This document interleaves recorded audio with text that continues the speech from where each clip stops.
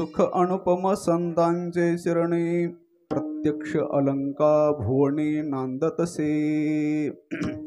प्रस्तुत प्राप्त प्रसंगी चिंतरूपी सेवेसाठी निवडलेला अभंग महान भगवत भक्त लढीवाळ प्रेम श्री संत चोखोबाराय यांचा हा 4 चरणाचा अभंग असून प्रस्तुत अभंगामध्ये नित्य शाश्वत निरुपाधिक असं जे सुख आहे हे सुख फक्त संतांच्या चरण सानिध्यामध्ये आहे, चरणामध्ये स्वरूपामध्ये आहे। आणि असे संत कुठे राहतात, त्यांचं नाव काय, त्यांनी केलं काय, विश्वकल्याणकारी जे दिव्य कार्य या संताकडून घडलेलं आहे त्या कार्याचं चिंतन सेवा जर जीवनात घडली तर तो जीवात्मा जन्मरणाच्या दुःखातून तरुण जातो, अर्थात सनात होतो। तसं सुंदर चिंतन स्वात्मानुभवाने चोखोबारा या अभंगात मांडतात। विठ्ठला विठ्ठला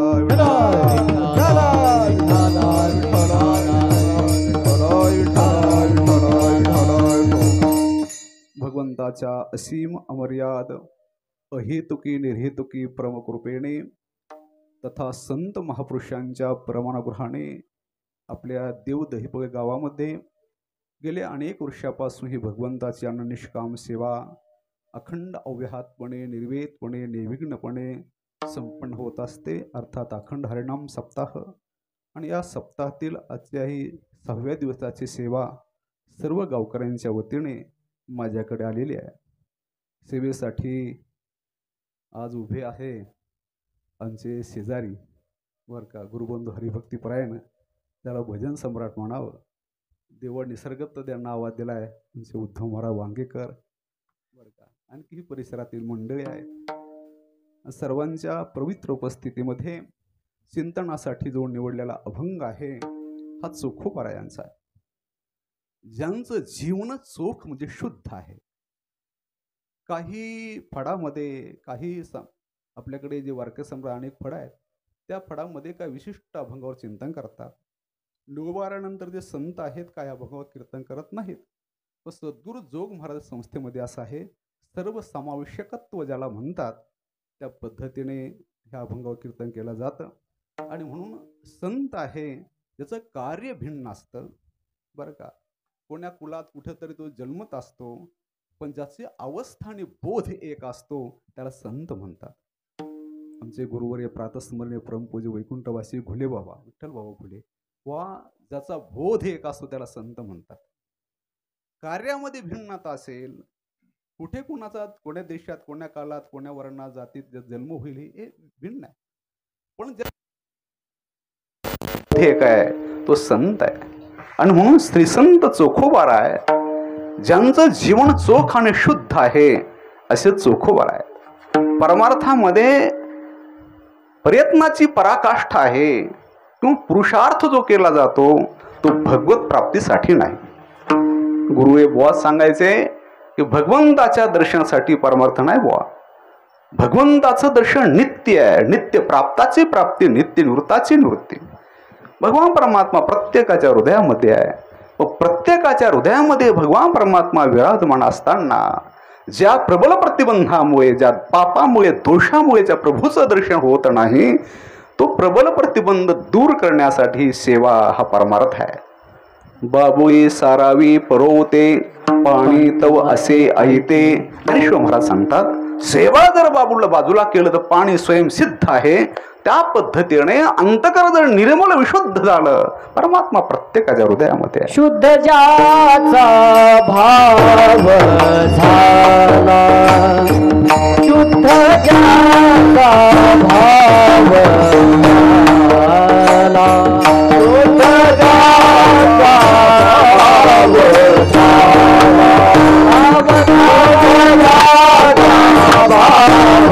झाला, तुरी नाही देव चाला, तुरी नाही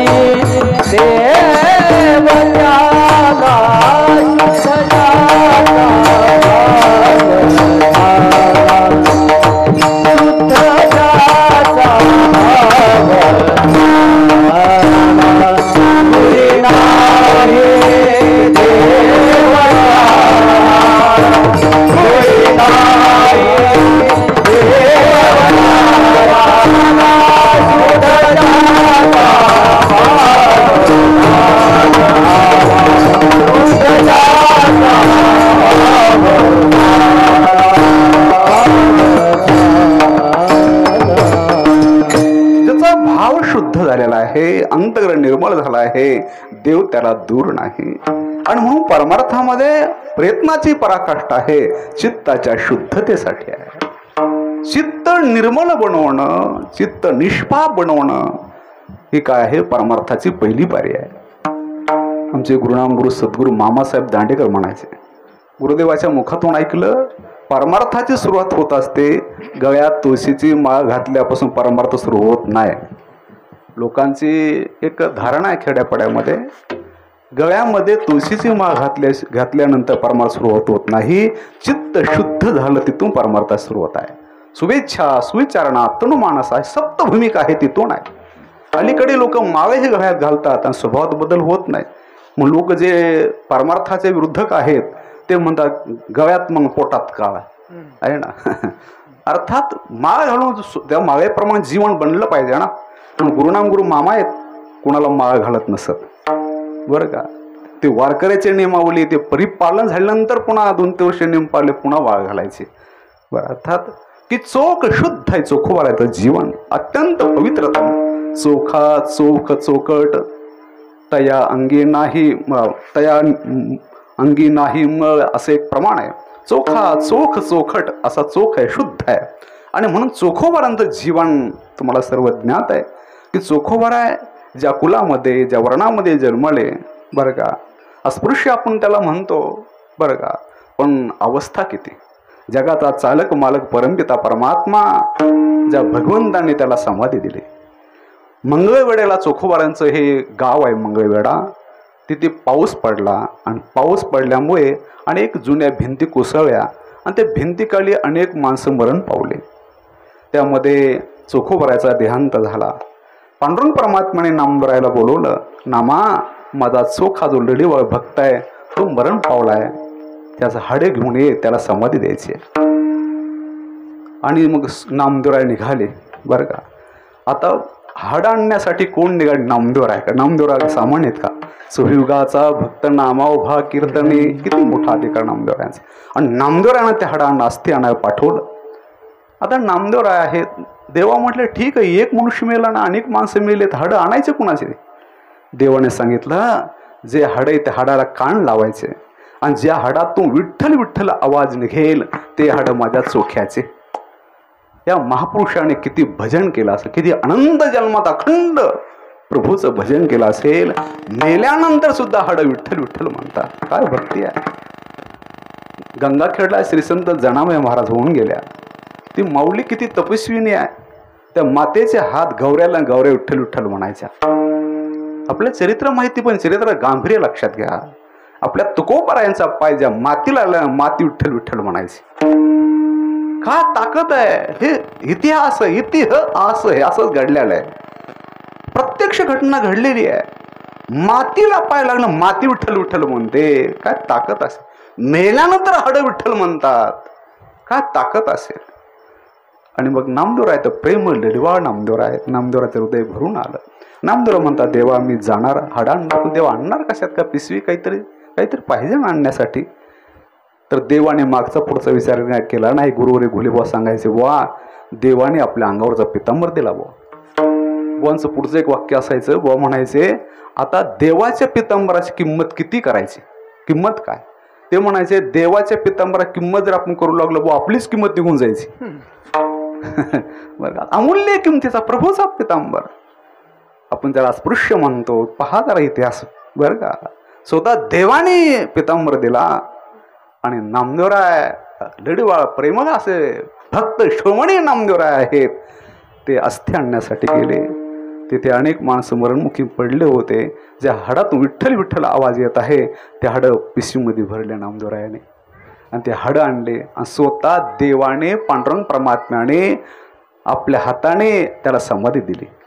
आजही पंढरपूरला गेलात ना, नामदेवपारीच्या पुढे चोखोबारायांची समाधी आहे. चोखोबारायांची समाधी अर्थात प्रभूच्या दरबारी सर्वांना प्रवेश आहे. तो प्रभूचा दरबार. जिथे भेदभाव आहे तो परमार्थ नाही.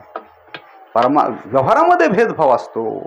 परमार्थामध्ये भेदभाव संपन्न हा परमार्थ आहे.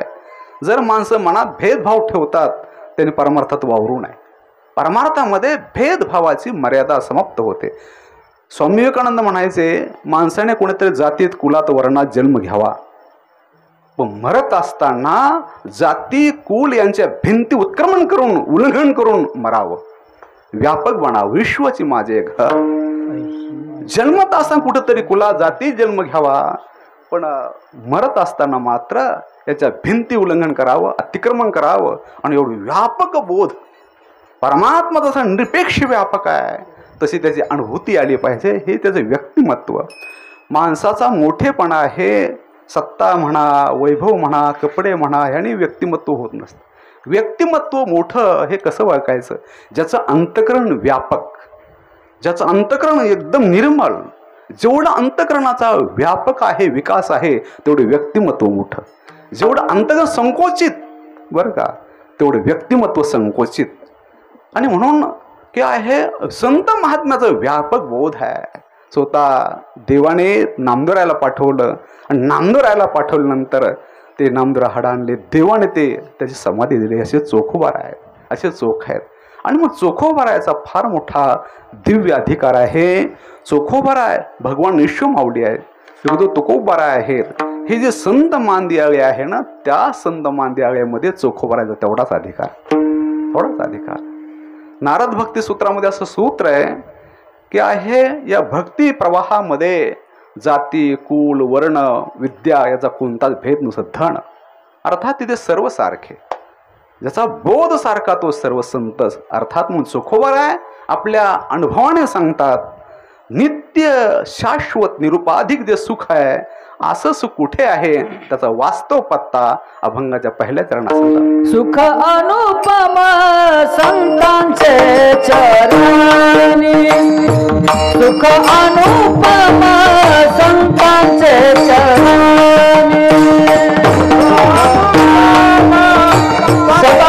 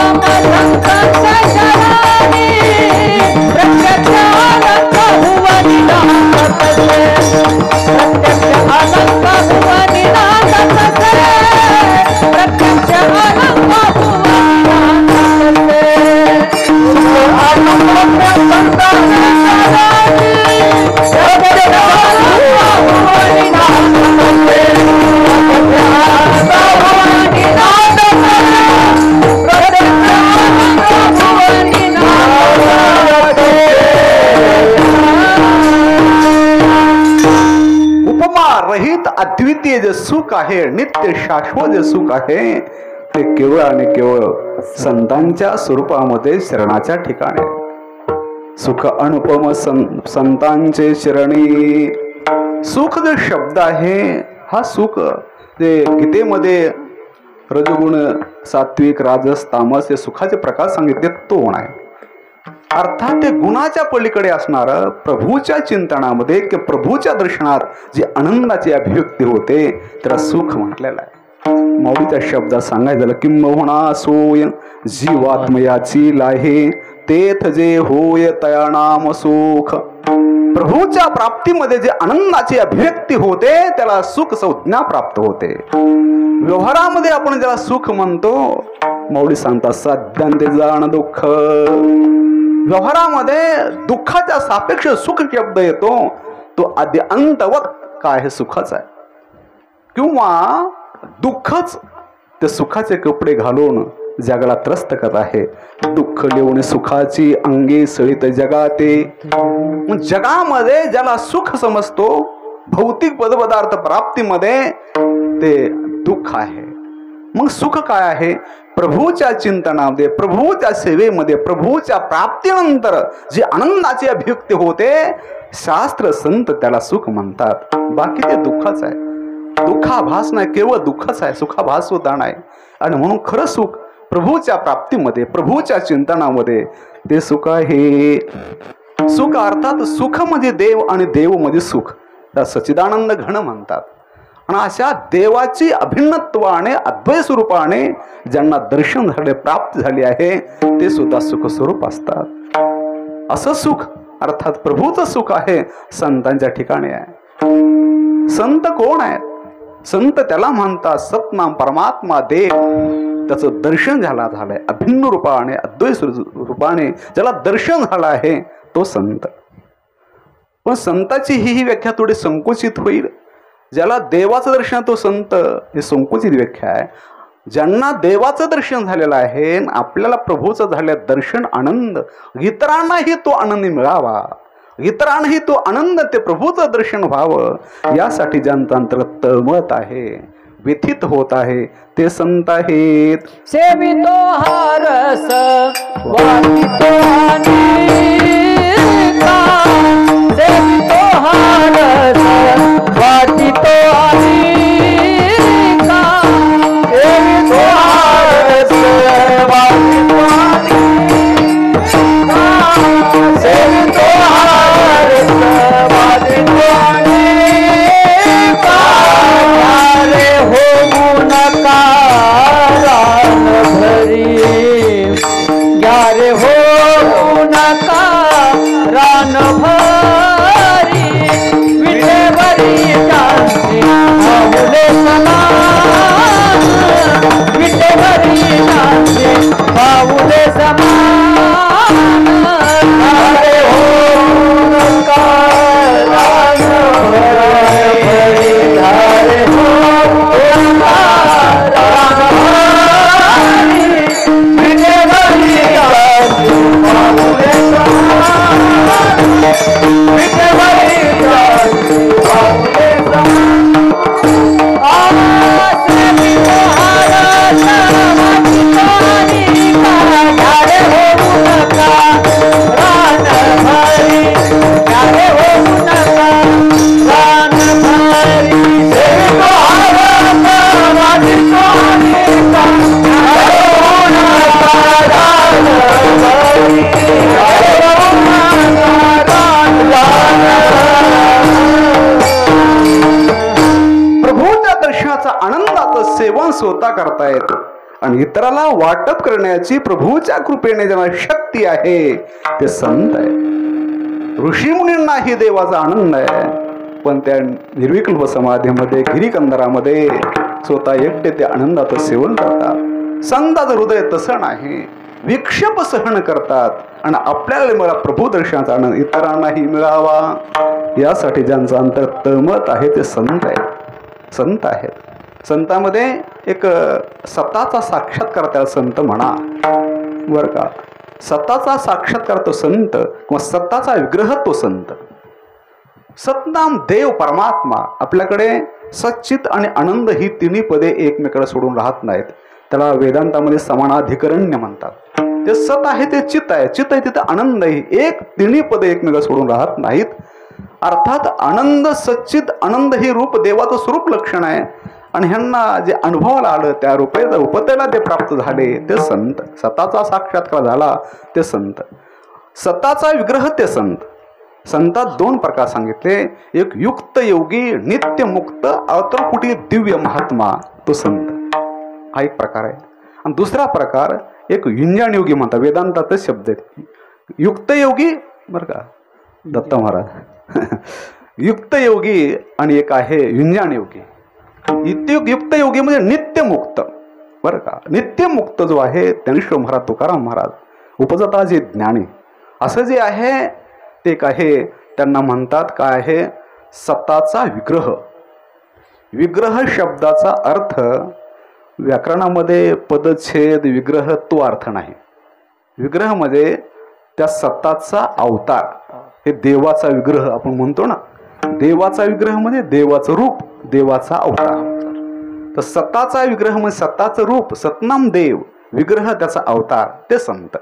उदाहरण झालं कैवल्याचा पुतळा प्रगटला भूतळा, कैवल्य केवलस्य भावा कैवल्यम. तो परब्रह्म परमात्मा आहे, ब्रह्म मूर्ती संत जगी अवतरले. अर्थात ते सत्ताचा काय आहे विग्रह आहे. संत काय आहे, सत्ताचा विग्रह, सत्ताचा अवतार आहे. देवाला देव भूमिकेत राहून जगाचा उद्धार करता येत नाही. मग देव संताच्या रूपात अवतीर्ण होऊन जगाचा उद्धार करत असतो बरं का. संत देव आणि संतात नेहमी आपण महात्म्याच्या मुखातून चिंता ऐकतो. देव आणि संतात बदल कोणता? देव आणि संतात बदल आहे. देव काय आहे, परित्राणाय साधूनाम विनाशाय च दुष्कृताम, असा देव आहे. दुष्टाचा संहार करतो आणि सज्जनांचा तर संभाळ करतो, खळे त्याला नष्ट करतो. पण संत ते नाही. जे खळाची व्यंकटी सांडो तया सत्कर्मी रती वाढो. दुष्ट आहे तर ठार करायचा, नाही तर दुष्टपणा घालवायचा आणि त्याला आपल्याला मिळायला आनंद द्यायचा, हा बदल आहे. आणि म्हणून संत जे आहेत साक्षात देवाचा विग्रह ते संत आहेत. तर त्याच्या युक्त योगी किंवा नित्यमुक्त हा प्रकार येतो. दुसरा आहे युंजान योगी. कुठंतरी खेड्यापाड्यामध्ये सामान्य कुटुंबामध्ये सामान्य कुळामध्ये जन्मतो आणि प्रभूची सेवा करता करता बरं का अंतर शुद्ध होतं. जीवनामध्ये संत साधूची अधिकारी महात्म्याची भेट होते. तत्वस्यादी महावाक्याचं दिव्य श्रवण होतं, त्याला बोध प्राप्त होतो, प्रभूचं दर्शन होतं. अर्थात कुठंतरी जन्म घेतो, जीवदशेत असतो आणि साधना करून शिवदशेपर्यंत प्रभूच्या स्वरूपापर्यंत पोहोचतो. त्याला युंजान योगी म्हणतात. त्याला साधक सिद्ध संत म्हणतात. आणि एक स्वयंसिद्ध संत, एक युंजान योगी आहे, एक युक्त योगी नित्यमुक्त आहे. अर्थात खरं तर साधू संत नित्यमुक्तच आहेत बरं का. अवतार कुठले दिव्य महात्मेच आहेत, पण त्यांचे अभंग जर पाहिले ते साधकाची भूमिका घेतात. साधकाची भूमिका घेऊन सर्व समाज आहे साधना आरूढ झाला पाहिजे, सत्कर्मामध्ये सद्धर्मामध्ये प्रवृत्त झाला पाहिजे आणि सर्वांना प्रभू दर्शनाचा आनंद मिळाला पाहिजे. या उदात्त हेतूने नित्यमुक्त असताना सुद्धा साधना करण्याची गरज नसताना सुद्धा स्वतः साधना करतायत आणि सर्व समाजाला त्या आनंदापर्यंत घेऊन जातात. आनंदाचे आवारो मांडू जगा. बस काय आहे ज्ञानेश्वर महाराज सांगतात 13व्या अध्यायामध्ये, रिगो महाबोध सुका माझे विश्व. हे विश्व आहे महाबोधाने दुमदुम जावं. फिटो विवेकाचे वाणी हो काना मनाचे जिणे, देखो आवडे ते खाणी ब्रह्मविद्येचे. ज्ञानेश्वर महाराज 13व्या अध्यायामध्ये बोलतात. अर्थात ही प्रतिज्ञा त्यांची आपल्याला मिळाला आनंद जगाला मिळाला पाहिजे, जगही आनंदाने दुमदुमून गेलं पाहिजे. ह्या जास्तीत ज्यांचं वर्तन असतं, विद्यमानत्व असतं, अस्तित्व असतं, ते आहे संत. मग असं सुख अशा संताच्या ठिकाणी, अर्थात प्रभूचे सुख, सुख अनुपम संतांचे चरणी. प्रभूचा जो आनंद दिव्य संताच्या चरणी ठिकाणी सुख आहे. आता चरण शब्दाचा पहिला अर्थ आहे, चरण शब्द जेव्हा वाङ्मयात येतो, चरण म्हणजे स्वरूप बरं का. स्वरूपाच्या ठिकाणी आनंद आहे. जे देवाचं स्वरूप आहे ते संत स्वरूप आहे बरं का. देव आणि संत काय भिन्न नाही. निमित्त त्या प्रतिमा देवते संत देवते संत संत देवते संत देवते संत देवते संत देवते संत देवते संत निमित्त त्या प्रतिमा निमित्त त्या प्रतिमा मिटो सांगत से भावे भावे असो ठावे सकला निमित्त त्या प्रतिमा निमित्त त्या प्रतिमा तो सांगत से भावे असो ठावे सकला देवते संत देवते संत निमित्त प्रतिमा तो सांगत से भावे असो ठावे सकला देवते संत निमित्त प्रतिमा तो सांगत से भावे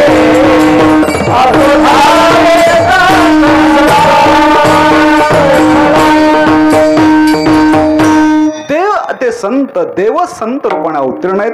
देवाचं स्वरूप जसं आहे तर संताचं स्वरूप आहे. सच्चिदानंद रूपाय असा सच्चिद आनंद घन जसा देव आहे. मी जैसा आनंद आनंदो जैसा तैसाचे सत्य सिंधू तैसा जे भेदू उरेचे ना 14वा अध्याय. ज्ञानेश्वर महाराज म्हणतात जसा अनंत आनंदो आहे सत्य सिंधू आहे तसं तो परमात्मा संत जो आहे त्याच बोधाला प्राप्त झालेले असतात. आणि मग चरण शब्दार्थ स्वरूप देवाचं जे स्वरूप आहे ते संताचं स्वरूप आहे. मग संताच्या अर्थ स्वरूपाच्या ठिकाणी अर्थात देवाचं स्वरूप आनंद रूप आहे. देव एक आहे म्हणून त्या स्वरूपाच्या ठिकाणी आनंद आहे पहिला अर्थ. दुसरा अर्थ चरण म्हणजे पाय. चरण म्हणजे पाय. पायाच्या ठिकाणी आनंद आहे अर्थात पाय शब्द सेवा. सेवेत आनंद आहे. हे स्वरूपाचं दर्शन होण्यासाठी तेच सेवा हा दारवंटा. जे ज्ञानाचा कोठा तेच सेवा हा दारवंटा. घरामध्ये प्रवेश करायचा असेल दरवाजा लागतो तसा प्रभू दर्शनाच्या घरात जर प्रविष्ट व्हायचं असेल ते सेवा हा दरवाजा आहे. आणि मग दुसरा अर्थ पहिला अर्थ चरण म्हणजे स्वरूप प्रभूचं स्वरूप. दुसरा अर्थ पाय. त्या स्वरूपापर्यंत प्रभूच्या दर्शनापर्यंत पोहोचायचं असेल एकमेव असं नियत साधन ती सेवा आहे. निष्कामानन्य सेवा. सेवेचा अंगीकार केला तर त्या आनंदापर्यंत पोहोचू शकतो. आणि म्हणून पाय मध्ये सेवा असा अर्थ घ्या.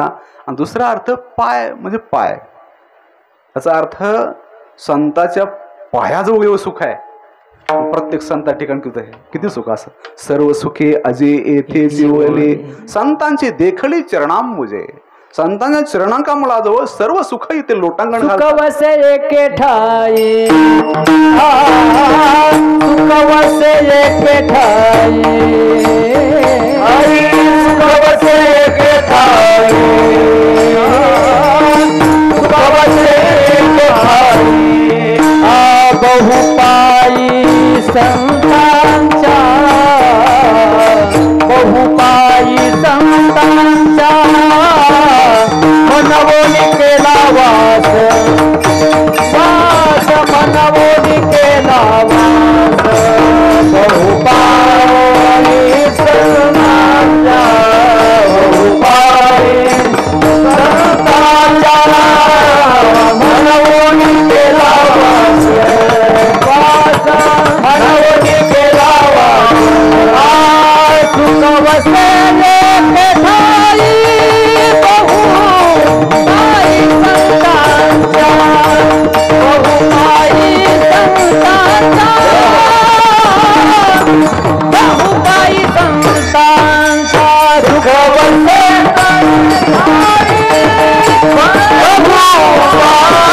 संतांच्या बहुपाई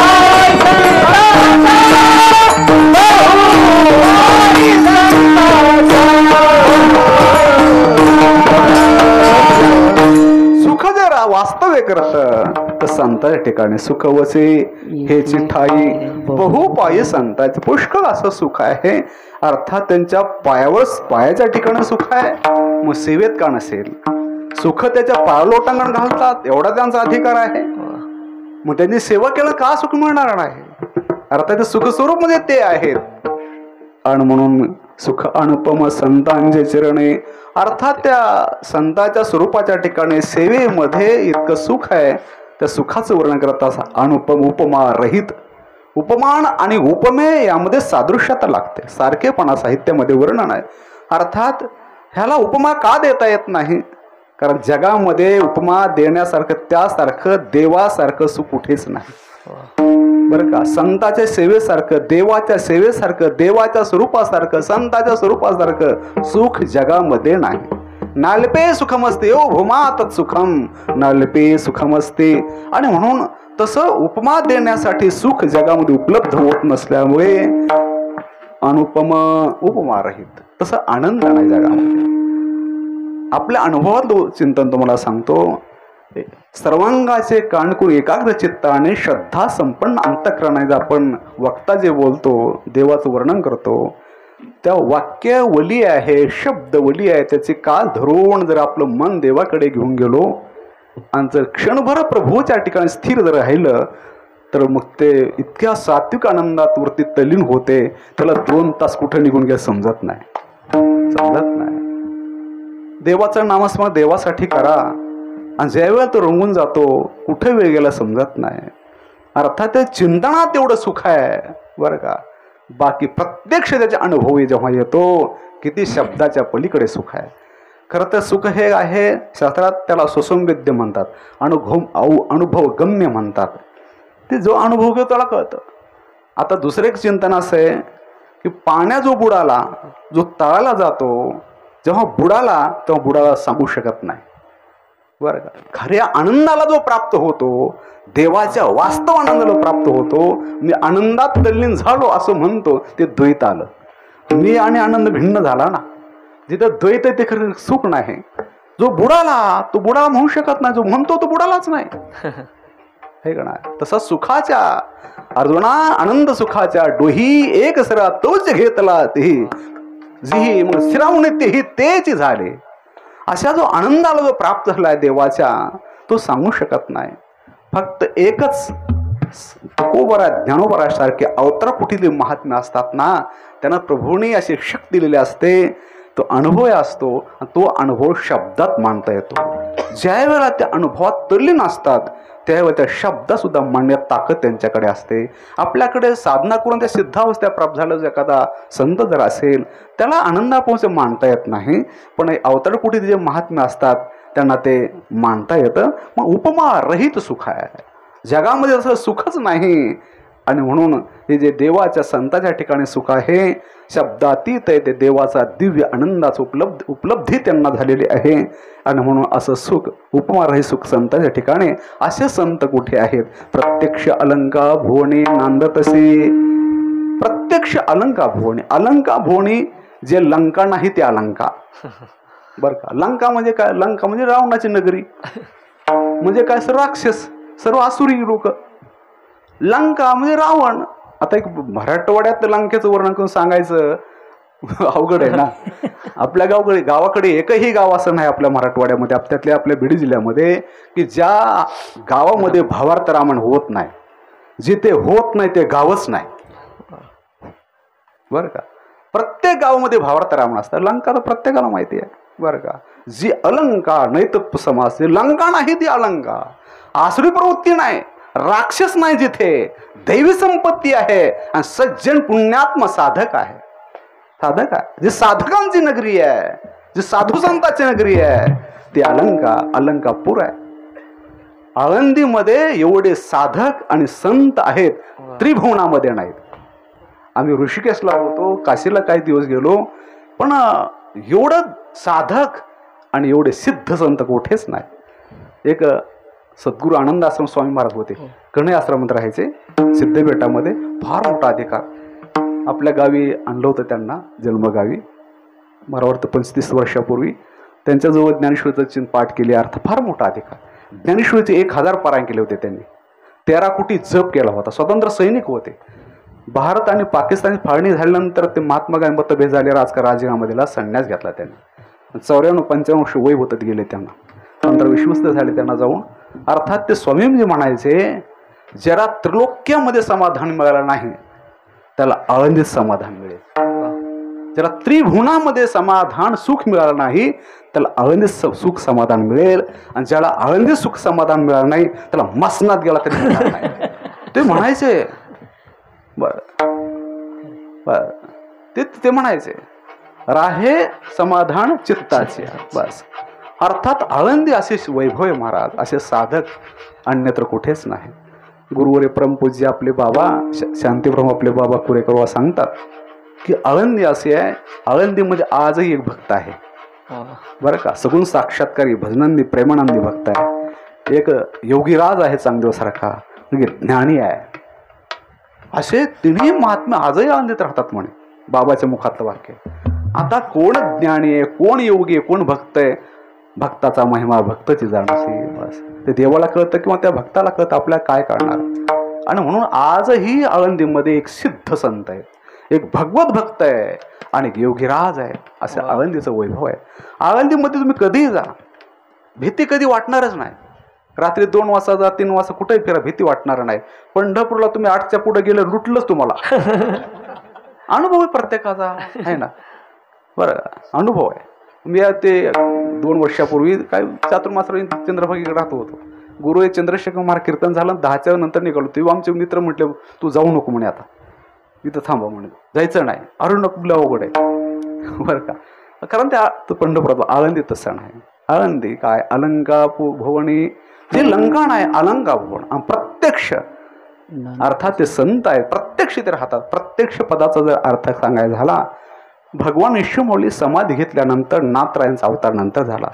तो 300-350 वर्षानंतर अवतार झाला त्यांचा. आणि अवतार झाल्यानंतर नाथराय आहेत, ज्ञानेश्वर महाराज दंडी संन्यासी होते.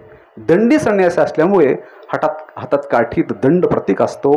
दंडी संन्यासी भारतामध्ये बोटावर मोजण्यास असतं, फार मोठा त्याचा दिव्य अधिकार.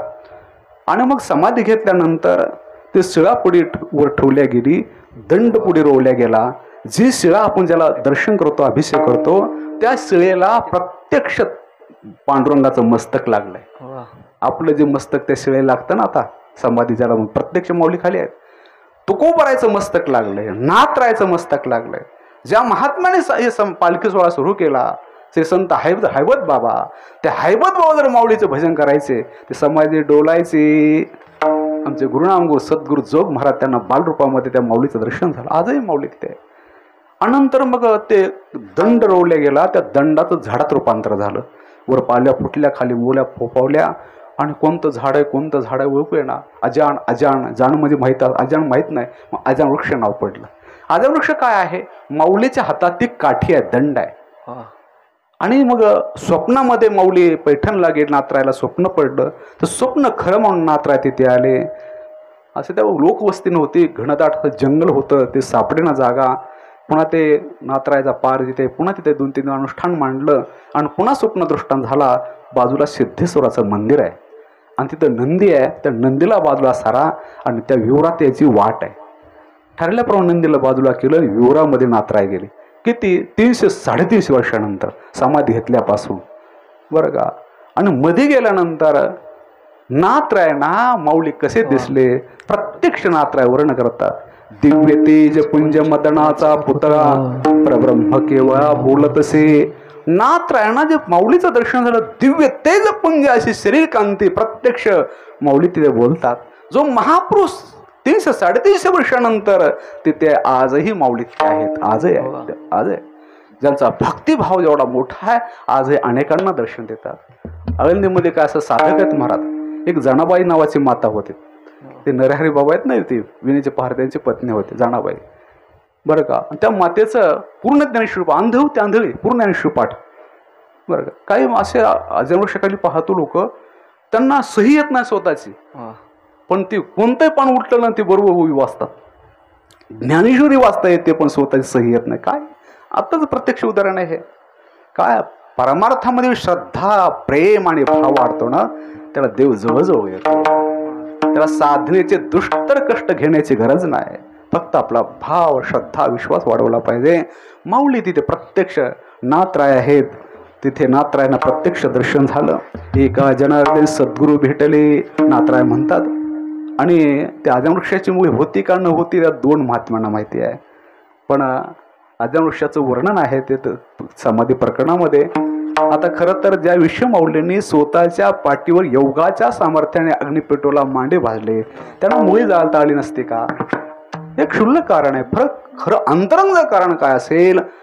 वेदाचं उपनिषदाचं सार सर्वस्व ज्या भगवद्गीतेमध्ये आलेलं आहे, गीता अलंकार नाम ज्ञानेश्वरी, अर्थात प्राकृत वाङ्मयामध्ये सर्व वेद वेदांत सार सर्वस्व जे आले, असं ज्ञानाचा सागर, ज्ञानाचे स्वामिनी असणारी ज्ञानेश्वरी जगापासून दूर होत होती. ही ज्ञानेश्वरी नाथरायांच्या हातात द्यायची होती आणि ज्ञानेश्वरीचा प्रचार आणि प्रसार विश्वामध्ये करायचा होता. हा खरा अंतरंग हेतू आणि उद्दिष्ट माऊलीचं होतं. माऊलीने ते ज्ञानेश्वरी नाथरायाच्या हातात दिली. नाथराय वर आले, याचं संशोधन करा आणि याचा प्रचार प्रसार करा. मग ज्ञानेश्वरीचे पहिले संशोधक श्री संत एकनाथ महाराज आहेत. त्यांनी प्रचार आणि प्रसार केला. मला पुढे सांगायचं नाही, मला एवढं सांगायचं, प्रत्यक्ष पदाची मूलत आहे. प्रत्यक्ष अलंका भुवने नांदतसे. प्रत्यक्ष माऊली आज तिथे नांदतात, वसतसे, राहतसे, नांदतसे, आनंदात राहतात, आनंदात राहतात. अर्थात 350 वर्षांतर जी माऊली आजही ती माऊली आहे. तिथं प्रत्यक्ष अलंका भुवने नांदतसे, असं जे प्रत्यक्ष अलंका भुवनामध्ये जे राहतात, नांदतात, आनंदाने राहतात, नांदतसे याचा अर्थ करत असताना एक वर्णन आहे त्या बाळचंदामध्ये. काय ज्ञानदेव घेतले दान, हृदय धरुनिया ध्यान, समाधी बैसला निर्वाण, कथा कीर्तन करोते बाबा बाळचंदो. कथा कीर्तन करीतो. आजही माऊली देवाचं भजन करत बसलेले. भजन आळंदीला सिद्धपीठामध्ये परमपूज्य गुरु जयराम बाबा भोसले होते. काय वैराग्य, अग्नि साधू. आणि भजना जर तल्लीन झाले, आम्ही डोळ्याने पाहिलं बरं का बाबांना. आम्ही संस्थेत होतो, तिथं काही राहण्याचा योग आला नाही, जोगमारा संस्थेत होतो, पण ते डोळ्यानं पाहिलं. भजन जर करायला बसले ना, रामकृष्णारी भजन जेव्हा सुरू होतं ना, 2-2 तास नुसतं रामकृष्णारी चालायचं. आणि त्या झोपडी पर्णकुटी असायचे, त्यांचे काय विद्यार्थी अभ्यासात आहेत, आणखी आहेत अर्थात. तर ते म्हणायचे की रात्रीचं माऊलीचं रात्रभर पायात ते बांधायचे, हातात चिकोळ्या घ्यायचे आणि रात्रभर भजन करायचे. माऊली म्हणायचे आणि डोळ्यातून सारख्या धारा व्हायच्या. असे भजनात ते आळंदीतले होते. माऊलीच्या मंदिरापुढे एकुलता एक मुलगा, आळंदीतला, 10-15-20 एकर जमीन. आता 1 गुंठा 25-40 लाखाला चालते आता भाव. आणि घरातच मधुकरी मागायला. काय त्याग असेल. इतका दरारा होता आळंदीमध्ये महाराज. नगराध्यक्ष काय हिंमत आहे पुढे जायची. हे सायकली असायचे, पण 4 चाकी गाडी बाजूला थांबायची. सायकल जायचं बुवा. फार मोठे विरक्त महात्मे होते. माऊलीचं भजनासाठी बोलतोय मी. असे एक महात्मे आळंदीला आहेत. प्रत्यक्ष अलंका भुवने नांदतसे. आमचे संस्थेचे सर्व गुरुजन मंडळी, मोठे बाबा काय, घोले बाबा काय, कुरेकर बाबा, किती अधिकार महात्मे प्रत्यक्ष अलंका भुवनामध्ये ज्ञानेश्वर महाराज राहतात. त्यांचं नाव काय आणि त्यांनी केलं काय दुसऱ्या चरणात सांगतात. तो हा महाराज ज्ञानेश्वर माऊली, तो हा महाराज ज्ञानेश्वर माऊली, तो हा महाराज ज्ञानेश्वर माऊली, माऊली, तो हा महाराज ज्ञानेश्वर माऊली,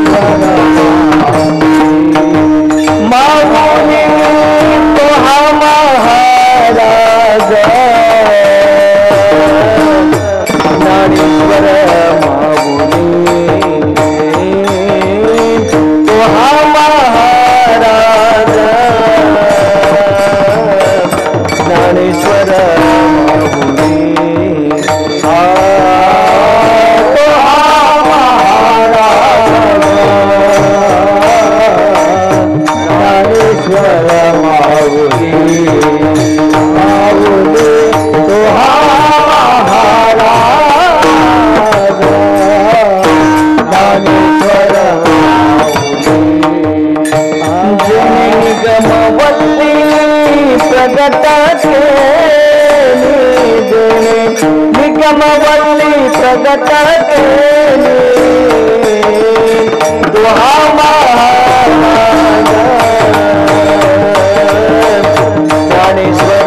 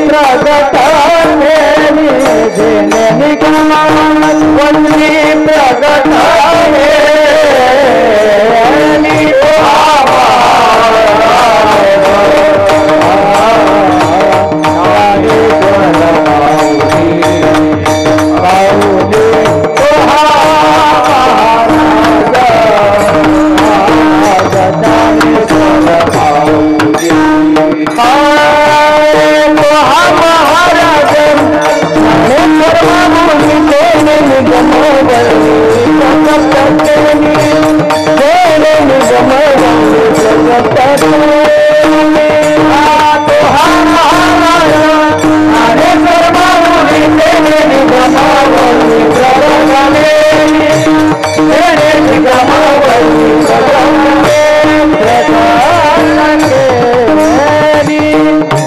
उपमा रहित सुख ज्या संताच्या ठिकाणी आहे असे संत अलंका भुवनामध्ये अलंकापुरामध्ये अर्थात आळंदीमध्ये प्रत्यक्ष आनंदाने आहेत राहतात. तिथे त्यांचं नाव काय आणि केलं काय? तो हा महाराज ज्ञानेश्वर माऊली. त्यांचं ज्ञानेश्वर माऊली नाव आहे. विश्वकल्याणासाठी केलं काय? जेणे निगमवल्ली प्रगट केली.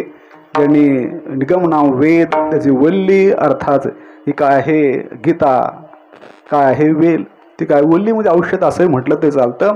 ते प्रगट केली. गीता अलंकार नामज्ञानेश्वरी तो हा, त्याला तो हा शास्त्रामध्ये प्रतिभिज्ञ प्रत्यक्ष म्हणतात. तो म्हणजे द्वारकेतला, हा म्हणजे पंढरपुरातला, पुन्हा हा म्हणजे आळंदीतला. जेणे गीता उपदेशिली ते उभे विटेवरी माऊली आणि तोचे अवतार धरी अलंकापुरी. अर्थात तो म्हणजे द्वारकेतला, वैकुंठातला, पुन्हा पंढरपुरात आला आणि तेच महाविष्णूचा अवतार सखा माझा ज्ञानेश्वर का अवतार पांडुरंगे नाव ठेवले ज्ञाने. तेच विठ्ठल परमात्मा आहेत माऊलीच्या रूपाने प्रगट. तो हा महाराज. महाराज फक्त ज्ञानेश्वर महाराज तुकाराम महाराज आहेत, आपण महाराज नाहीत. आता तुम्ही म्हणता तुमचे उपकार आहेत आमच्यावर बरं का. महाराज शब्दाचा लोकांना अर्थ माहीत नाही. जर अर्थ जर माहीत झाला, आता आम्हाला बरं वाटतं, पण शहाणे माणसं आमच्या पुढे ती पदवी लावणारच नाहीत बरं का. आम्हाला बरं वाटतं मोठेपणा. बरं, महाराज कशाला म्हणतात? राज राजते हे धातू क्रियापद आहे. त्याला राज राज प्रकाश असा अर्थ होतो त्याचा. आणि महा म्हणजे मोठा. महान चासो राजा कर्मधारे समाजाला म्हणतात. मोठा प्रकाश, मोठा प्रकाश जेथे ज्ञानाचा आहे त्याला म्हणतात महाराजा. अर्थात ज्याच्याकडे ज्ञानाचा प्रकाश आहे, ज्ञान शब्दात प्रभूचं दर्श स्वरूपभूत ज्ञान, असं ज्याच्याकडे ज्ञान आहे तो आहे महाराज. तर आमच्याकडे काय आहे हे आमच्यापेक्षा तुम्हाला जास्त माहीत आहे बरं का. अवघड आहे ते, आता न बोलणं हे चांगलं बरं का. उद्धव महाराज लहान तोंडी मोठा घास होत असतो. आपण बोलू नये ते अधिकारी महात्मे बोलतात. अर्थात मोठा प्रकाश ज्यांच्याकडे आहे ते महाराज म्हणजे ज्ञान ज्याच्याकडे आहे. ज्ञान म्हणजे शब्द ज्ञान नव्हे, ज्ञान म्हणजे प्रभूचं दर्शन, प्रभूच्या ज्ञानाचा प्रकाश, स्वरूपाचा प्रकाश, आनंदाचा प्रकाश ज्याच्याकडे आहे ते मोठे राजे आहेत. ज्ञानियांचा गुरु राजा महाराज, ज्ञानियांचा गुरु राजा महाराज, ज्ञानियांचा गुरु राजा महाराज, ज्ञानियांचा गुरु राजा महाराज. म्हणती ज्ञानदेव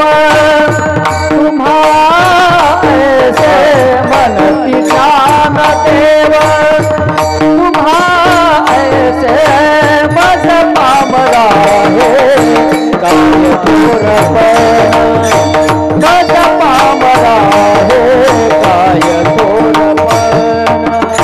मनती ज्ञानदेव तुम्हा ऐसे मनती ज्ञानदेव तुम्हा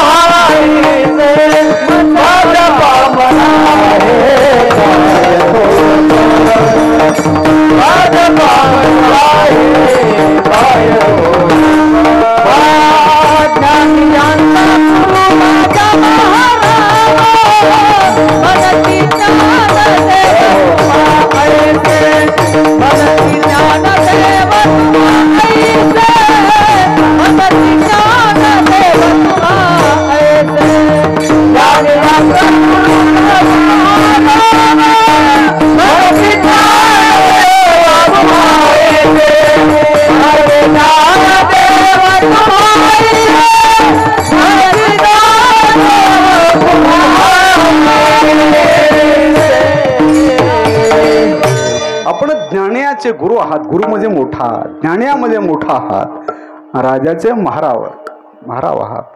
अर्थात खरे राजे मोठा प्रकाश ज्यांच्याकडे आहे ते आहे महाराज म्हणतात. महाराज फक्त ज्ञानेश्वर महाराज तुकाराम महाराजाला प्रभूचं दर्शन झालंय. त्या प्रभू साक्षात प्रकाश ज्याच्या हृदयामध्ये आहे बरं का. असे ते महाराज. बाकी आम्ही महाराज नाहीत. मग म्हणायचं झालं तर बुवा, आणि आपल्याकडे बाबा. आपल्या मराठवाड्यातला आवडीचा आणि प्रेमाचा आदराचा शब्द आहे बाबा. बरं का, फार श्रद्धा आहे आपल्या समाजाची, फार आर्द्राने श्रद्धा. पोटाच्या लेकरा काय समज देईल, पण एवढं हाताच्या फोडाप्रमाणे प्रेम करतोय समाज, किती आदराने. त्यानंतर आळंदीतला एक दर्जेदार शब्द आहे बुवा. संस्थेमध्ये महाराजापेक्षा संस्थेमध्ये जे बुवा शब्द, घुले बुवा, मोठे बुवा, हे शब्द मामांच्या मुखात असायचा. म्हणे जोग महाराजांच्या मुखात असायचा. अर्थात तिथला शब्द बुवा आणि आपल्याकडे बाबा. आणि महाराज शब्द आहे ना फक्त ज्ञानेश्वर महाराज तुकाराम महाराजांचा शब्द आहे. आता तुमचं मोठं मन आहे ते आम्हाला लावला, यासाठी लावला की आम्ही त्यांच्यासारखं बनावं. एवढे ध्यानात असलं तर बरं होईल. इथं थांबतो. विठाला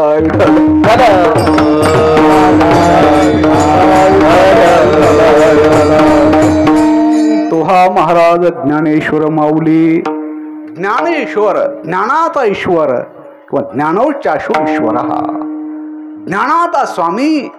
ज्ञान शब्दाचा अर्थ शब्द ज्ञान नाही, आपण बोललो ज्ञान स्वरूप भूत ज्ञान प्रभूचं दर्शन साक्षात्कार. याचा काय आहे, स्वीस्वरूप स्वामी मालक.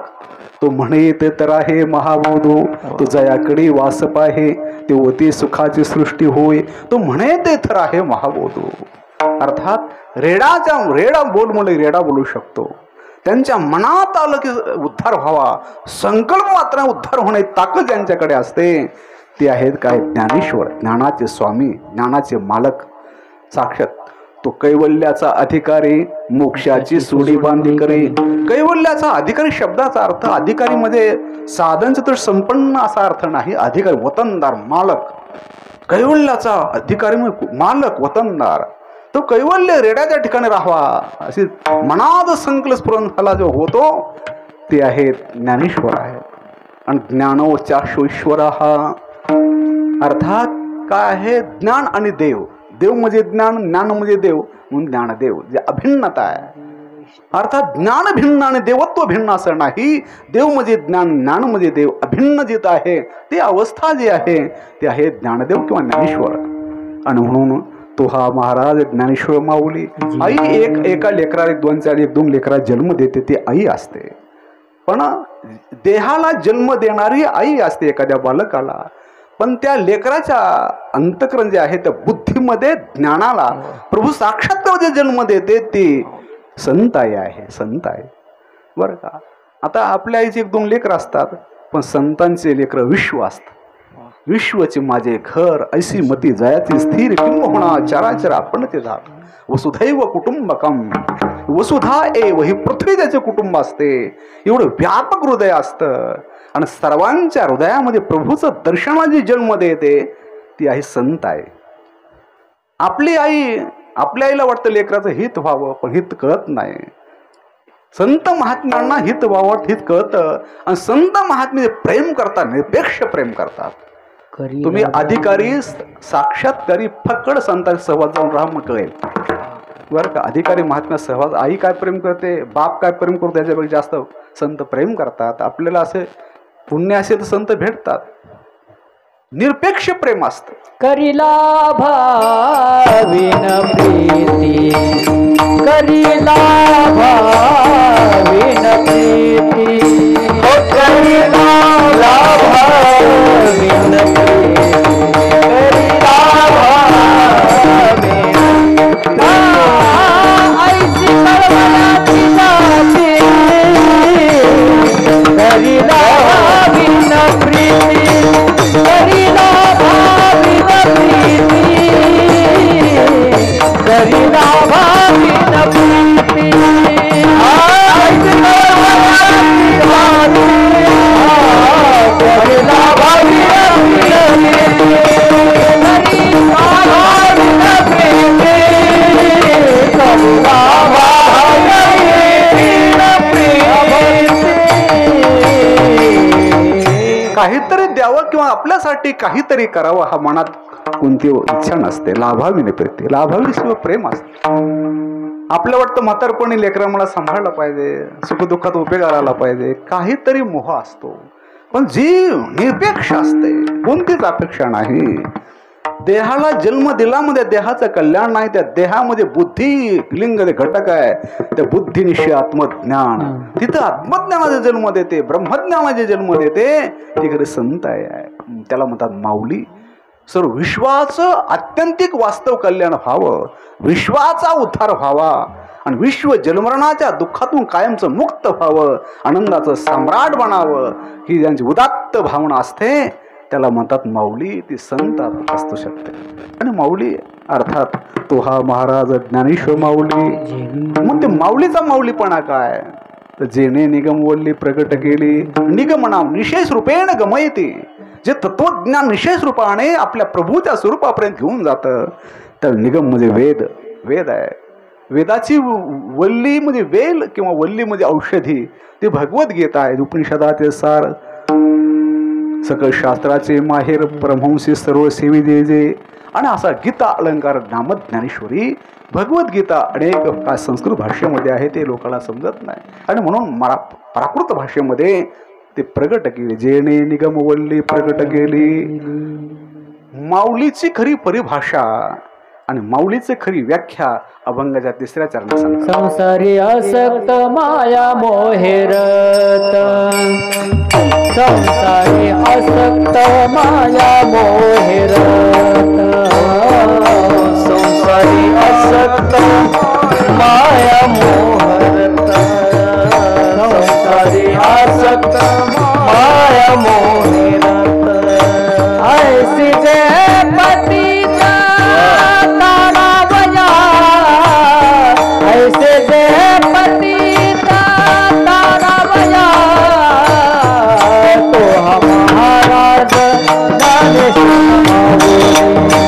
तो हा महाराज ज्ञानेश्वर माऊली.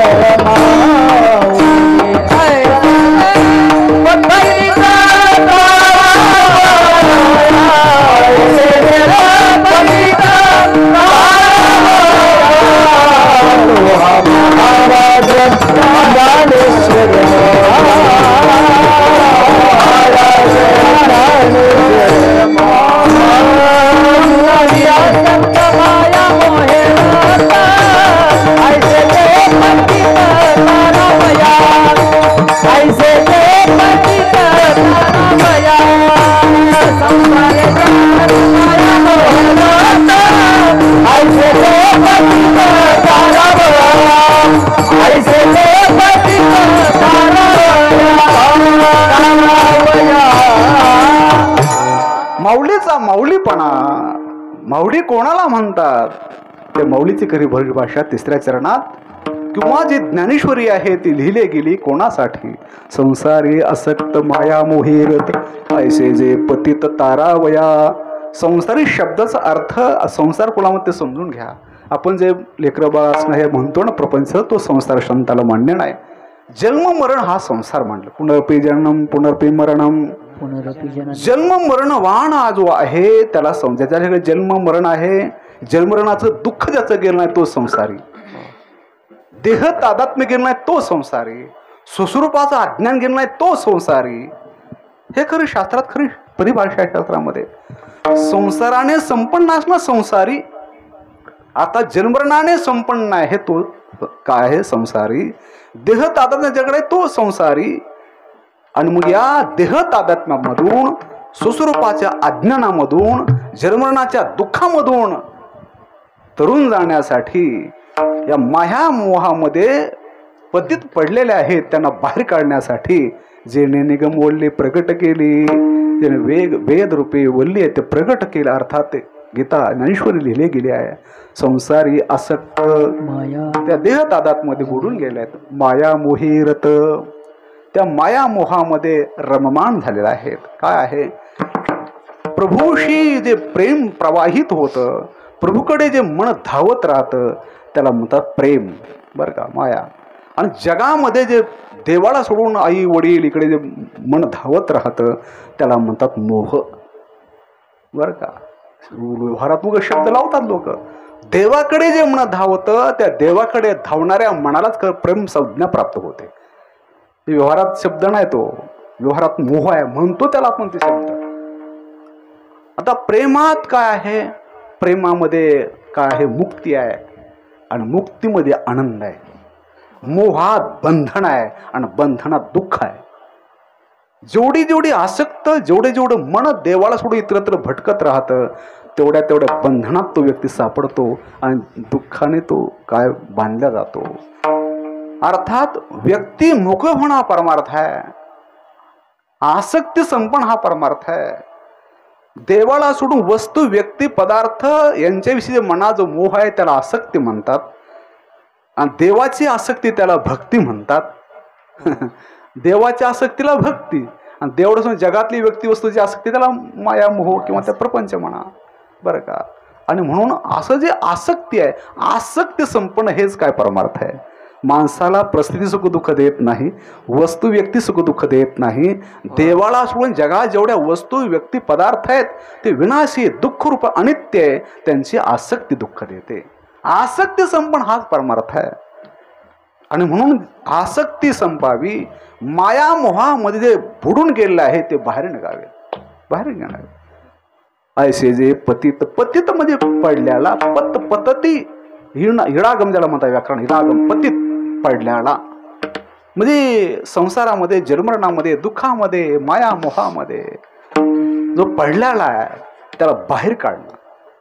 आपली सेवा किंवा आपला परमार्थ योग्य दिशेने चालला आहे का चुकीच्या दिशेने चालला ओळखायचं कसं? जसं परमार्थात जास्त दिवस वावरतो आणि तसं मन जर देवाच्या चिंतनात रंगून जात असेल, विनाशी पदार्थाचं ममत्व कमी होत असेल, त्याचा भीट येत असेल, समजावं आपली सेवा योग्य दिशेने चालली आहे. आणि किती दिवस परमार्थात वावरत असेल आणि बाकीचंच थांबतो. आता काय काय बाकीचं तुम्हाला चांगलं माहिती आहे. त्याच्यात जर मन आहे परमार्थात, आता इथे थांबतो. आता हे तुका म्हणे देवा विना केलासीन तो मिथ्या, केलासीन तो मिथ्या, देवा विना केलासीन तो मिथ्या. तुका म्हणे देवा विना केलासीन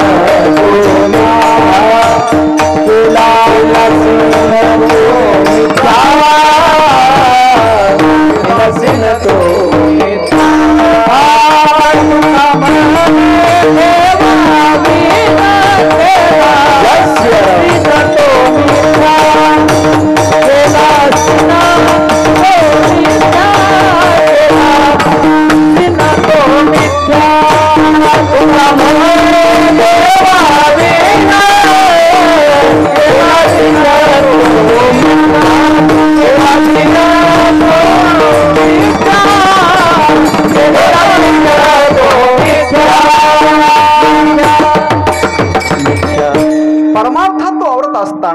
मला देव भेटावा, मला देवाचं दर्शन व्हावं, जन्मरणाचं दुःख जावं, ही भावना जर नसेल, याच्या व्यतिरिक्त जर काय असेल, केला शीण तो मिथ्या, कसे देवावण आस, अवघी होईल निरास, तृष्णा वाढविसी भवस कधी सुखास न पवसी. आणि म्हणून काय आहे, जसं आपण परमार्थात वावरतो तसं माया मोह हे संपलं पाहिजे. आणि हे संपण्यासाठी ज्यांनी ज्ञानेश्वरी ग्रंथ लिहिलेला आहे ते माऊली आहेत. ऐसे जे पतित तारावया, संसारी आसक्त माया मोही रत. रत म्हणजे त्या रमान झालेला, त्या घडून गेलेला, त्याच्या पडल्याला, पतित पडल्याला त्याला बाहेर काढण्यासाठी आसक्ती संपावी यासाठी ज्ञानेश्वरी आहे. आणि म्हणून हा ग्रंथ जर चिंतन जर केलं, सेवा जर केली, तो काय कृतार्थ आणि धन्य होतो. म्हणून हा ग्रंथ सर्वश्रेष्ठ आहे. शेवटी चोखोबाला सांगतात, चोखा म्हणे श्रेष्ठ ज्ञानेश्वरी देवी ग्रंथ, चोखा म्हणे श्रेष्ठ ज्ञानदेवी ग्रंथ, चोखा म्हणे श्रेष्ठ ज्ञानदेवी ग्रंथ, चोखा म्हणे श्रेष्ठ ज्ञानदेवी ग्रंथ, ज्ञानदेवी ग्रंथ,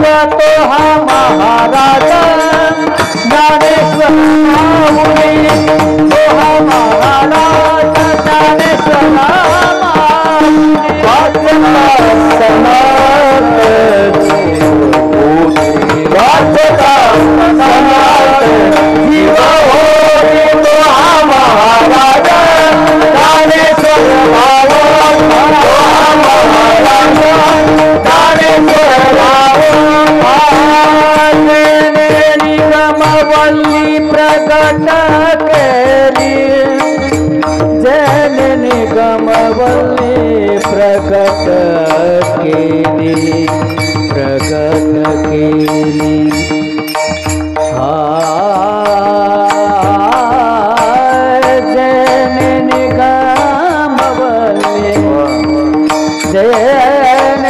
गमवली जननी गमवली प्रकट केली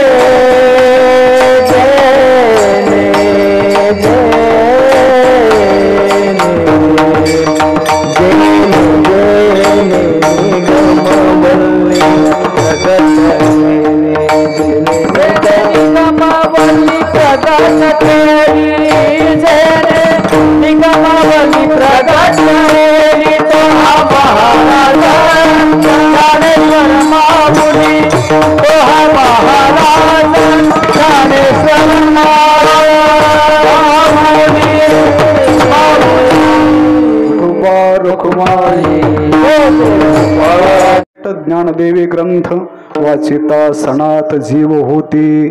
चोखोबरा सांगतात हा ज्ञानेश्वरी ज्ञानदेवी किंवा ज्ञानेश्वरी हा जो शब्द आहे ना, ह्या ग्रंथाला अन्य संतांनी नाव दिलेलं आहे. ज्ञानेश्वर महाराज लिहिली म्हणून ज्ञानेश्वरी, ज्ञानदेवान लिहिली म्हणून ज्ञानदेवी. खरं तर माऊलीच्या शब्दात भावार्थ दीपिका, धर्म कीर्तन हे माऊलीच्या मुखातले शब्द आहे त्या ग्रंथाला. पण ज्ञानदेवी किंवा ज्ञानेश्वरी शब्द अन्य संतांनी नाव दिलेलं आहे. अर्थात इथे चोखोवर आहे म्हणता हा ग्रंथ श्रेष्ठ आहे. श्रेष्ठ का? पहिलं चिंतन असं, भगवद्गीतेवर 108 टीका आहे. श्रीमद भगवद्गीता आहे ना, 108 टीका, 8 टीकेचा ग्रंथ आपल्याकडे उपलब्ध आहे. गुरु डॉक्टर महाराज काशीला गेलो होते, माझ्यासाठी ग्रंथ तो आणला. पुढं संस्कृत आहे तो ग्रंथ. अर्थात 108 टीका. एवढी 108 टीका असताना ज्ञानेश्वरीची गरज काय आणि एवढ्या टीकापेक्षा ग्रंथ श्रेष्ठ कसा? फार मोठं महात्म्याच्या मुखातलं चिंतन आहे. अर्थात पहिलं असं आहे, अन्य टीका आहे संस्कृत भाषेमध्ये, बरं का. अन्य टीका वेद आहे, वेद संपन्न होय ठाई पै कृपण आहे सान नाही. अर्थात वेद संपन्न आहे, पण काय आहे, स्त्री शूद्र आबोला धरून ठेला, स्त्री आणि शूद्राला वेदाचा अधिकार नाही आणि म्हणून कृपण कृपण म्हणू लागले. मग तोच वेद भगवद्गीतेच्या रूपाने प्रगट झाला, भगवंताच्या मुखातून प्रगट झाला, तरी पण भाषेच्या बंधनामध्ये बांधला गेला. संस्कृत भाषा सर्वांना कळते असं नाही, जे चिंतन करतात त्यांना कळते असं नाही, फार कठीण भाषा आहे ती. आणि म्हणून संस्कृत भाषामध्ये बांधल्या गेल्यामुळे विशिष्ट वर्णिकांना, विशिष्ट भाषिकांना त्या ज्ञानाची मक्तेदारी आहे. सर्व सेव्यता व्हावी, सर्वांना ते प्रगट गुह्य बोले, विश्व ब्रह्माचे केले. आणि म्हणून भगवान ईश्वर माऊलींनी पुन्हा आपल्या प्राकृत भाषेमध्ये, मायबोली भाषेमध्ये, आपल्या मराठी भाषेमध्ये ते काय आहे, टीका लिहिल्या गेली. हे मराठीचे नगरी ब्रह्मविद्येचा स्वर घेणे देणे सुखचिवरी होऊ दे या जगा. बस. अर्थात माझा मराठाची बोलू कौतुके, अमृताथी पैजा जिंके, असे अक्षर शिके मिळवीन. फार माऊलीने वर्णन केलं. अर्थात अन्य टीका संस्कृत भाषेमध्ये, ही टीका आहे मराठीमध्ये. आता पहिलं चिंतन. दुसरं चिंतन असं आहे, ज्या भगवंताने गीता अर्जुनाला सांगितली बरं का, तोच भगवान माऊलीच्या रूपाने प्रगट आहे. विठ्ठल परमात्मा तोच पुन्हा माऊली झाले. आता 13व्या अध्यायामध्ये ज्यावेळेला पदाची कोरणसंडी म्हणणारे ज्ञानेश्वर महाराज तेव्हा संतांच्या स्तवनामध्ये रममाण होतात. त्यांना काय पांगतचिंतन चाललंय, कोणता विषय चाललाय तर भान राहत नाही. मग निवृत्तीनाथ म्हणतात, तू संत स्तवने रतसी तरी कथे दिसे न करीसी. संत स्तवनामध्ये रममाण झाला, कोणता विषय तुला भानत राहत नाही. निवृत्तीनाथ म्हणतात ज्ञानदेवांना, आणि कधी कधी ज्ञानदेवाने म्हणावं, दादा गुरुदेवा मी जे बोलतोय ते योग्य आहे का, पर प्रत्येक पांग पदाचा अर्थ माझ्या मुखातूनचा अर्थ स्पष्ट होतोय का. असं जेव्हा माऊली म्हणतात त्याचं निर्वाळा निवृत्तीनाथ देतात. ते देवाचे मनोगत तू दावीत आहासी मूर्त, हे म्हणता चित्त दाटेल तुझे. देवाचं मूर्तिमंत मनोगत तू स्पष्ट करत आहेस, असं निर्वाळा कोण देतात, निवृत्तीनाथ देतात. कारण हात देव मागे झाला होता, तो देव श्रीकृष्ण विठ्ठल हाच ज्ञानदेव. आणि म्हणून मूळ श्रेष्ठ हा ग्रंथ. दुसरा असा आहे, हा ग्रंथ असा आहे महाराज, हा ग्रंथ प्रासादिक आहे, हा सूत्ररूप आहे, मंत्ररूप आहे, प्रासादिक ग्रंथ आहे. हा ग्रंथाचं नुसतं पारायण जरी केलं, अर्थ जरी नाही समजला, नुसतं पारायण जरी केलं किंवा श्रद्धेनं दर्शन जरी केलं तरी तुमचा उद्धार होईल. ज्ञानेश्वरी 3 सप्तके, ज्ञानेश्वरी 3 सप्तके, ज्ञानेश्वरी 3 सप्तके, ज्ञानेश्वरी 3 सप्तके. श्रवण करील जो विवेके, श्रवण करील जो श्रवण करील जो विवेके, श्रवण करील जो विवेके. तो होय ज्ञानी अधिके, तो होय ज्ञानी अधिके, तो होय ज्ञानी अधिके, तो होय ज्ञानी अधिके. इथे संशय नाही, इथे संशय नाही, इथे संशय नाही, इथे संशय नाही. ज्ञानेश्वरी 3 सप्तके, ज्ञानेश्वरी 3 सप्तके, ज्ञानेश्वरी 3 सप्तके, ज्ञानेश्वरी 3 सप्तके.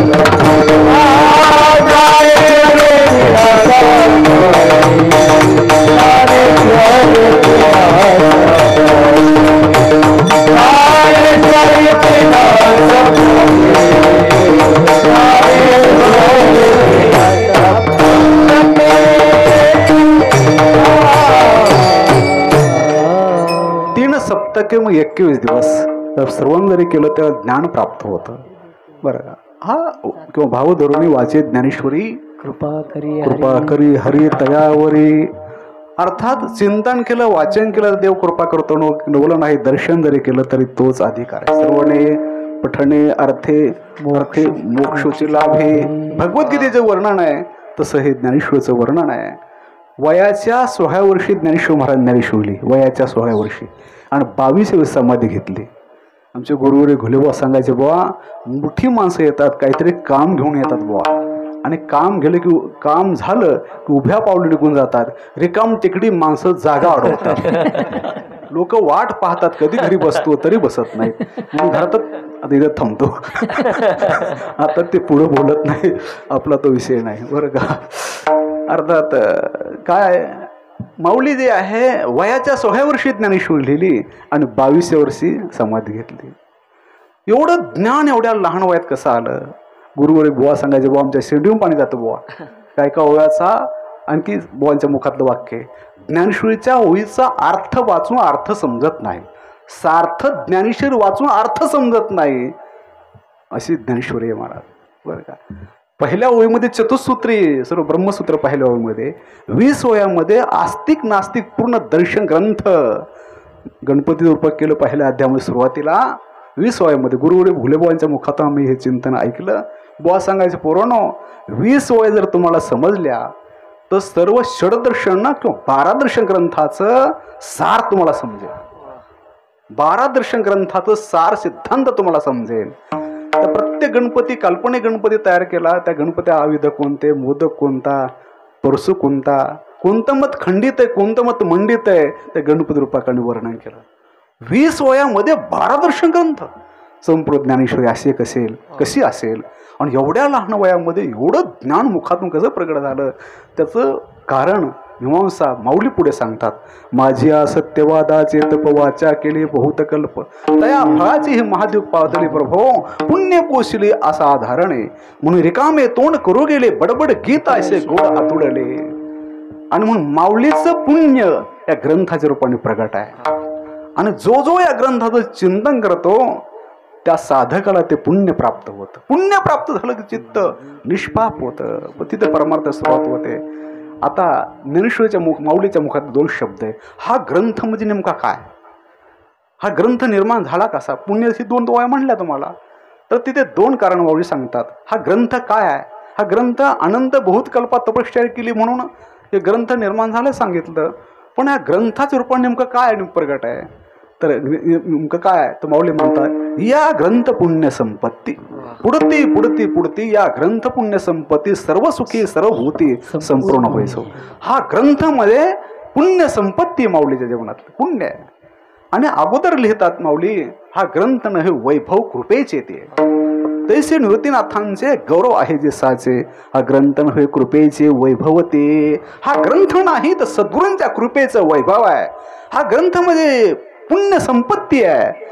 निष्काम पुण्य आणि सद्गुरूची कृपा यांचा सम्यक समतोल सुमधुर समन्वय ज्या साधकाच्या पुण्यात्मा साधकाच्या अंतःकरणात प्रगट होतो, तिथं प्रभूचं दर्शन आहे. निष्काम पुण्य जोपर्यंत प्रगट होत नाही, सद्गुरूची कृपा होत नाही. आणि सद्गुरूची कृपा जोपर्यंत होत नाही, परमार्थ पूर्ण होत नाही. नामदेवरायाचा नैवेद्य हातीचा मूर्ती जीव नामदेवरायाचा अधिकार, पण कच्चे ठरले गेले. सद्गुरूची कृपा जेव्हा झाली तेव्हा ते पूर्ण झाले. आणि म्हणून हा ग्रंथ कृपेचे वैभव ते काय, वक्त्याच्या मुखातून जेव्हा एखाद्या वेळेला श्रोता जर भाविक असेल, वातावरण प्रसन्न असेल, कधी कधी अपूर्व चिंतन वक्त्याच्या मुखातून सहज प्रकट होत असतं. तो वक्त्याचा पुरुषार्थ नसतो, तर सद्गुरूचा कृपा प्रसाद असतो. मग माऊली म्हणतात, हा काय आहे, ग्रंथ नाही सद्गुरूंच्या कृपेचं वैभव आहे. परमार्थामध्ये आपल्या मुखातून जे चांगले शब्द निघतात आणि ते शब्द जर समाजाचं परिवर्तन करतात तर तो सद्गुरूंचा कृपा प्रसाद असतो, देवाचा प्रसाद असतो, आपला पुरुषार्थ नसतो. मग ग्रंथ नाही सद्गुरूंच्या कृपेचं वैभव आहे. आणि ग्रंथ म्हणजे पुण्य संपत्ती आहे. आणि असा जो ग्रंथ अन्य नाही, प्रसादी ग्रंथ आहे, मंत्रोपाय सूत्रोपाय प्रसादी ग्रंथ. आणि जो वाचतो वाचिता सनात जीव होते, अर्थात पारायण करतो. बरं का, अर्थ नका समजू द्या, पारायण करतो. काय आनंद आहे, गाथा काय, ज्ञानेश्वरी काय, ह्याचं पारायण झालं पाहिजे. गावागावामध्ये पारायण झालं पाहिजे. अलीकडे इतका भयानक अवस्था आहे, पारायणाला काय गावात ज्ञानेश्वरी पारायण बंद झाले. आता आम्ही भागवत कथा करतो बरं का, पण ज्या गावामध्ये सप्ताहामध्ये भागवत कथा घेतली, ज्ञानेश्वरी पारायण जर नसेल तर मी कथा देत नाही, माझी कथा ठेवू नका. आम्ही आळंदीत राहतो, माऊलीच्या दरबारात राहतो, ज्ञानेश्वरीचं जीवन गेलं आमच्या त्याच्यात. आणि जे पारायण ज्ञानेश्वरीचं होत नसेल आणि भागवत कथा 4 हो काय, ज्ञानेश्वरीचं पारायणही झालं पाहिजे, गाथा भजनही झालं पाहिजे, हरिपाठ संप्रदायाची माऊली तंतोतंत झाली पाहिजे, कथा संप्रदायातली कथाही झाली पाहिजे. अलीकडे पारायण बंद होत चाललेत. पारायणला 4-5 लोक असतात पारायण करायला, आणि चौकामध्ये 50 माणसं मेलेत गावात. चौकामध्ये रात्री सकाळी 10 वाजेपर्यंत प्रत्येक गावात. आता आपलं गाव तुम्हाला माहिती आहे, ते मंदिर आहे ते चौकातच आहे. लोक 50 लोक प्रत्येक गावामध्ये सकाळी माणसं, किती गर्दी असते चौकामध्ये 10 वाजेपर्यंत. आणि ते पारायण बसत नाही, शेंबडीपूर लागणार लेकरं बसवतात. बरं का, त्यांना कोणी लेकरं वाचता येते, कोणा वाचत नाही. इकडे ते काय असतं काय, अरे ते ग्रंथ काय खाली ठेवतात, लेकरं पायावर ठेवतात, त्याचे पावित्र्य नाही. हे काय होतं, विडंबन होतं, ते विडंबन. आणि म्हणून परमार्थ आणि इकडे सप्ताह करता पारायण नाही, विनापाऱ्यासाठी परगावचे माणसं आणावं लागतात. प्रत्येक गाव, आमचं गाव गाव तुमचं गावात नाही, प्रत्येक गावात हे झालंय. ज्या गावामध्ये विनापाऱ्यासाठी परगावाचे माणसं आणावं लागतात, मला होतं ते सप्ताह केलेलं बरा. अरे गावात ती माणसं नाहीत का गावात? विनापहारा म्हणजे सप्ताहाचा आत्मा आहे. माझ्या गावातलं सांगतो, प्रत्येक गावात हे इथं. आता तुम्ही सर्व वारकरी मंडळी आहे आणि म्हणून काय पैशावर परामर्श होत नाही. स्वतः सेवा घडली पाहिजे. पैसा दिला म्हणजे सर्व थोडंच होत असतं. स्वतः जर सेवा होईल तेव्हा ते चित्त शुद्ध होत असतं. पैशाने चित्त शुद्ध होत नाही, देवाच्या सेवेनं होत असतं. मग पारायण झालं पाहिजे. नंतर विनापहारा 1-1 तास असे पोरं आहेत, प्रत्येकाने 1-1 तास रात्रीचं घेतलं काय होतं मुलांना रात्रीचं. सकाळी जर म्हातारी माणसं आहेत त्यांना 1-1 तास गल्लीची गल्ली, एका दिवसाने एक गल्ली, दुसऱ्या दिवशी दुसरी गल्ली, असं बोर्ड तयार केला तर 1-1 तास सेवा केलं काय होतं? त्याचं पुण्य घडतं, आपलं अंतर्गत शुद्ध होतं. आणि म्हणून प्रत्येक ज्ञानेश्वर पारायण झालं पाहिजे. अर्थात त्याचं वाचन चिंतन झालं पाहिजे. दररोज 5 तरी वयाचं माणसाने वाचल्या पाहिजे. 10-5 मिनटं तरी नामस्मरण केलं पाहिजे. माणसं वेळ नाही म्हणतात, माणसं फुसत नाही म्हणतो. काही माणसं मरायला फुसत नाही म्हणतात. आता बरोबर निघलते वेळेला. बरं का, माझे तळमळ आहे. तुम्हाला जर काही एखादं वाईट वाटत असेल बरं का, मला काही बोलवलं पाहिजे असं काही नाही बरं का. ते तळमळ आहे अंतःकरणात, आपलीच माणसं म्हणून सांगितलं बरं का. अर्थात वाचिता सणात होती जीव होती हा श्रेष्ठ ग्रंथ, प्रसादी ग्रंथ आहे. प्रत्येकाच्या घरामध्ये ज्ञानेश्वरी असली पाहिजे, गाथा असला पाहिजे, हरिपाठ असला पाहिजे. 50-60 रुपयाची गाथा ज्ञानेश्वरी आपल्या घरात नाही. 50-50 हजार, 1-1 लाख रुपयाची TV, हे जी LCD म्हणतात, 1-1 लाख रुपये, 50-50 हजार.